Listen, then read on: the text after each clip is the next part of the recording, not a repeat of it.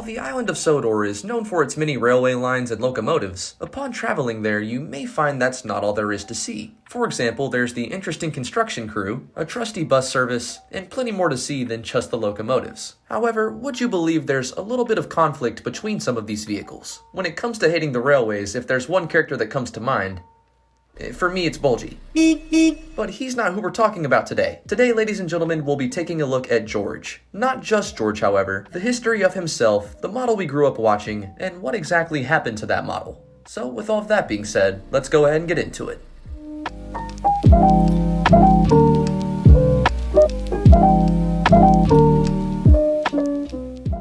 In terms of the Railway series, George would first appear in Gallant Old Engine, published in 1962, and made his last appearance in Thomas Comes Home, published in 1992. He's based on the Aveling Barford R-Class steamroller and is owned by the Sodor Island Council. In terms of the television series, however, George wouldn't appear until 1995, that being in the 4th season of Thomas and Friends. He would reprise his role from the Railway series, that being in the episode Steamroller, and like many other characters from the Railway series, upon being brought to the television, had his face changed, that being too gray to match the other characters. He was set to make an appearance in Thomas and the Magic Railroad, but for plot reasons was cut from the film. His last speaking role was in the 5th season episode By George, but he would continue making appearances up until season 10, mostly as a background character, and also made appearances in the specials Calling All Engines and The Great Discovery, where in the former he had a minor supporting role. He has not appeared in the television series since 2008, however. He was indirectly mentioned in season 24 though, that being in The Great Little Railway Show. Splendid wheels!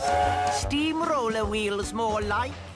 Now, George's Gauge 1 model was custom built from brass, that being during season 4. The model itself was built to run on styrofoam road, and was painted in glossy car body paint. During that time, he actually had wires on his right side that were exposed. However, this was eventually rectified, that being from season 6 onwards. As of early 2020, his model is now on display at Trayton Manor, and at a time had his angry face, albeit with one of his chains being broken and his pupils painted on. Like most road vehicles during the time of this model's construction, George completely lacked an eye mechanism due to space concerns, and as such, his eyes were molded to his face, and stickers were used for his pupils. On the 31st of August 2021, George's cab roof had completely broken. It was eventually repaired a few days later, but the eye parts had completely come off. As of October 2021, George is currently wearing his smiling face. Since we're talking about his faces, George had 8 different ones made, and the story for how they were made is the same as the others, that being that they were sculpted in clay, and from that resin casts were made using a silicone mold.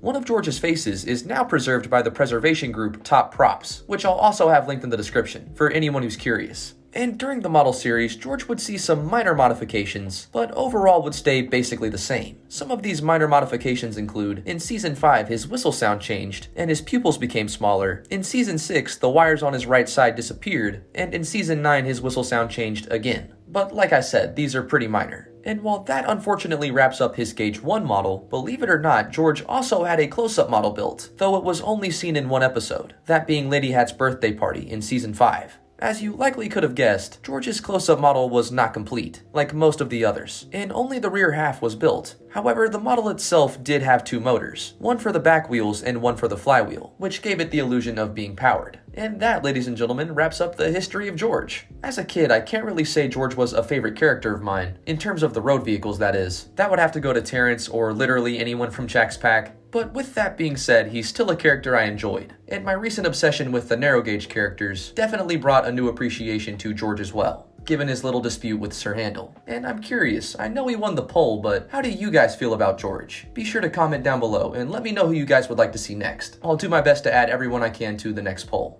If you haven't already, consider subscribing for even more train content. There's always more stuff on the way, and as always guys, thanks again for watching, and I'll see you guys in the next one.